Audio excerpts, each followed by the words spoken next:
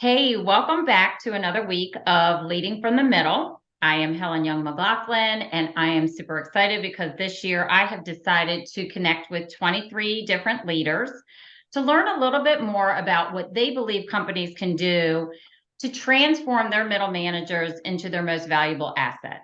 If you know me, this is a passion of mine. And this week I have Lara. She is a professor and coach at Anne Arundel Community College. I happen to be a little biased and think she's pretty phenomenal. And I can't believe she said yes. So welcome, Jen. Yeah, thanks, Helen. Lovely introduction. And I love that you're doing this project. So cool. Thank you. It has been a lot of fun. Really, really enjoying everybody that I'm connecting with. Jen, can you tell us a little bit more about you and the work you do, so our listeners can learn more about you? Sure. So I am one of the lead coaches and also a professor of coaching at Anne Arundel Community College. We are based out of Arnold, Maryland, which serves the Annapolis and surrounding area. And we are the only community college in the nation that has an ICF Level 2 accredited program. ICF stands for International Coaching Federation. And what that means is we teach people how to be life, leadership, executive coaches. And we make it accessible, affordable. We offer in-person, we do it by Zoom, and we rock it by Zoom. And for me, it is one of the most impactful professional development activities that I've ever been a part of. And now I get to share it with so many others. It's the only type of training that I have seen that can change behaviors in such a short amount of time. Yeah. So we sometimes joke that when we do our in-person, that by the time you leave the first day and you are texting your family to let them know you're on your way home, you're already a different person. Your texts even sound different. And I truly believe that this type of training really changes how people show up. So being trained as a coach, whether you want to be a professional coach or not, that part I actually don't care about. What I care is that people have skills. Yeah. Yes. And I'm just going to say I can attest to this because I went through the coaching program at Anne Arundel Community College and have since gotten ICF certified. And I just need to get my butt in gear to get that PCC part going because I have the hours. So that's exciting. But Jen, you were definitely a reason for me to be a part of this program. Mm-hmm. And the relationships that I have since starting that program are phenomenal. I mean, we were lucky because we had the first in-person group cohort and such great relationships, but my skill development and just the excitement it gave me to help. It didn't only transform me and my relationships, but now, being able to utilize that in the work that I do. So again, so excited to plug Anne Arundel Community College. That's not what this is about, but I'm going to take the opportunity to do that. Why not? So Jen, as you know, I have one question that I'm asking everybody. And it naturally goes into these great conversations, which is what is just one thing when it comes to developing their managers? And it's hard to pick one, this I know, but tell me what you're thinking about. Yeah, so this is a topic, first off, I want to say is near and dear to my heart because I have been a manager before. The position that I had for several years at the college was director of our staff and faculty professional development center. It's got a different name, but you get the gist. Working with full-time and part-time employees to expand their skills and range. And so I know what it's like to be a middle manager. And then I certainly in my adulthood for decades now have worked under and with enough middle managers to know that this group is important. So the area that I think that businesses need to be real thoughtful about in developing is what I'm calling and what we call in coaching range. And the reason to me range is so important is just because you're a good worker, a good employee, doesn't necessarily make you a great manager or a great leader within that organization. Right.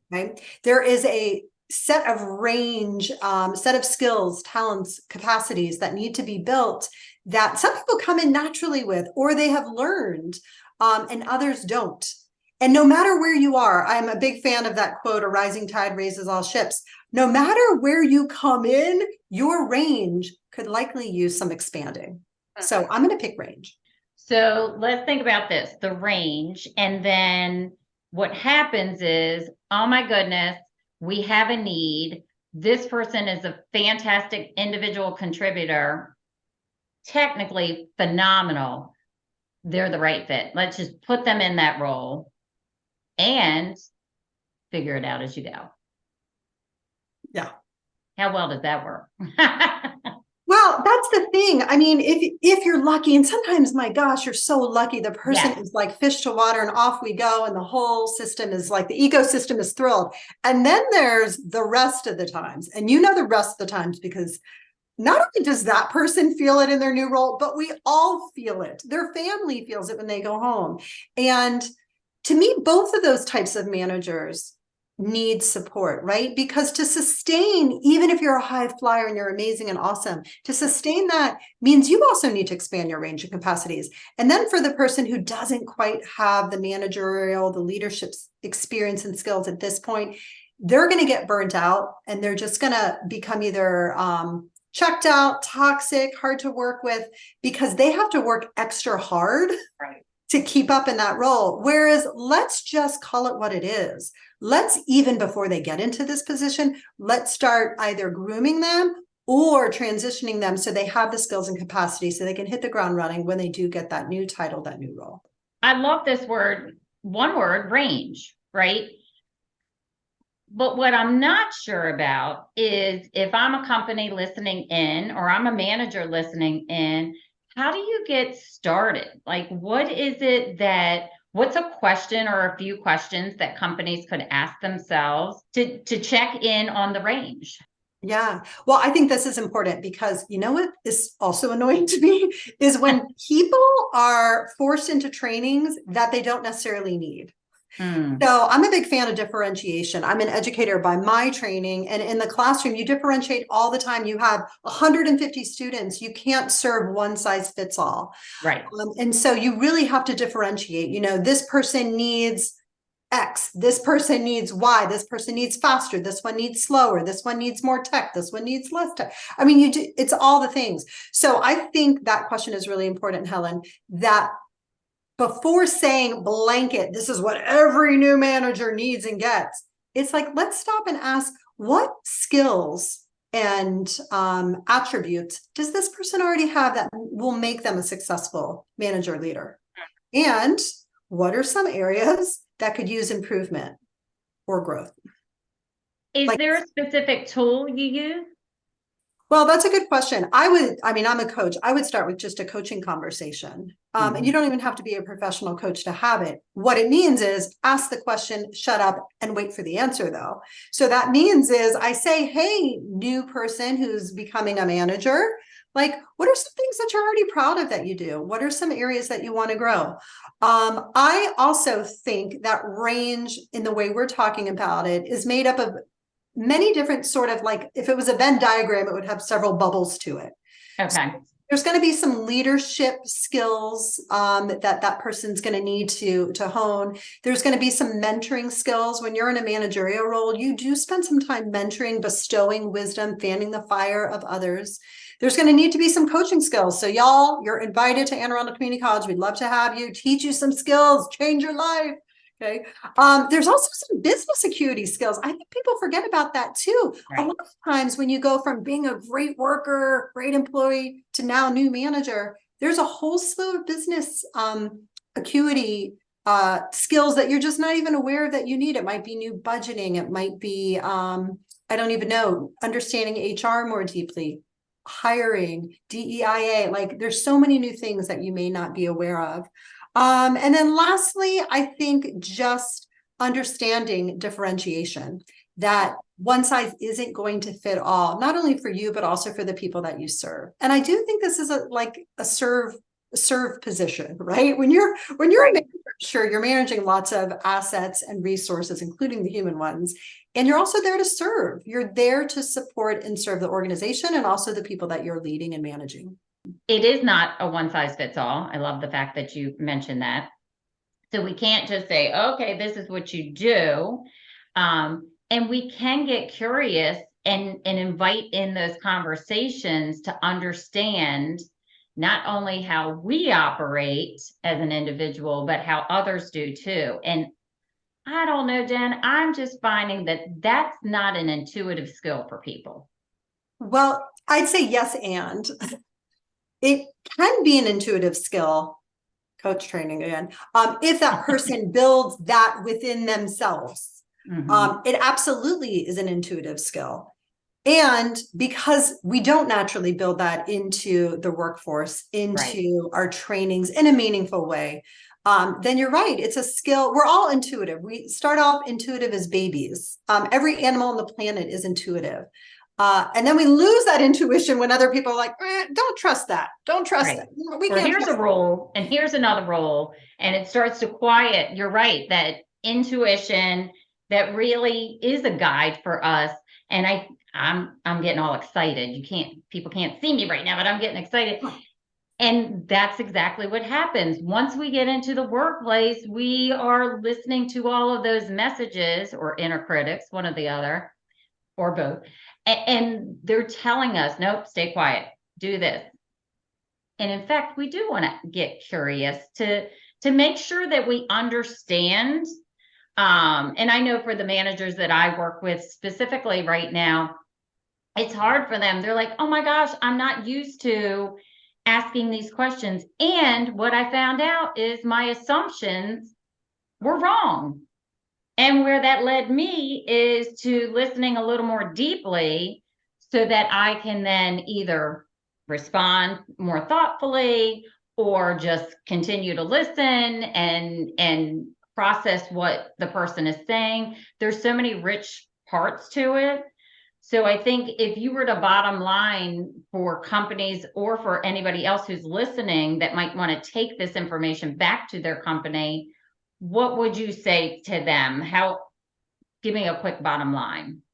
Yeah, I would say that every person in this organization is unique and has preferences. And in order to lead and manage and support them best, we need to know thyself first before we know others. So, what is that Michael Jackson song? I'm looking at the man in the mirror, like, look at yourself first, like, get straight. Okay, get straight, which is why I will plug coaching again. Coaching is such an inside get straight type of activity, both for yourself, but also if you get trained as a coach, work for a coach, etc. So get straight here. So you're the strongest, most sturdy leader that organization has, because you need to be strong and sturdy for the people that you serve. Once you can get strong and sturdy for yourself, then you can show up better for them, which includes leadership, business acuity, mentoring, coaching, discerning, prioritizing. You also just mentioned, we didn't even mention this, transparency. I love, and this is part of a coaching skill, to articulate like, gosh, there's a lot going on at this company. What's it like for you to have so many balls you're juggling, direct report? Absolutely. I think back to an earlier question about like how to know thyself, or what kind of like questions would you be asking? I would also encourage companies, I know you use it in your work, some type of assessment, or it doesn't even have to be a formal assessment. It could be, let's read a book and where are we in this book? For example, one of my favorite books is called Dream Manager. Love that book. Matthew Kelly. It's like this big. You can read it from like here to two hours to the beach and it's done. And you're like, whoa. And my point is, like, for that, you could just read that. And how close am I to being a dream manager as described in this book? Yay, nay, counteroffer. I just think that there's so many ways for us to self-reflect. That way, we're not all getting this like sort of one and done, one size fits all support, because it may not be exactly what we need. Thank you, Jen. If people want to follow you, and I know they will, can you share with us where they can find you? Sure. Yeah. So you can always find me at Anne Arundel Community College. Just get on that website and Google for me there. The other place is I do have a website of my own, Jen Lara. It's JenLara.com. People can find me there. And then my favorite place to post things is really Instagram. You can find me with my whole name, Jen Gross Lara. Again, Lara is Lara, no U in there. You can find me there. I share lots of tidbits of life, including I'm writing a book about coaching. So I'd love for people when it comes out to read it, soak it in, and use the material to make them better leaders, managers, and just human beings. Thank you so much for joining us and tuning in to another interview of Leading from the Middle. I'm really looking forward to hearing some feedback from you. I want to connect with you. You can connect with me directly on LinkedIn at Helen Young-McLaughlin. Just hit that hyphen in between Young and McLaughlin, or you can go to my website at helenyoungcoaching.com. Thanks again and have a great day.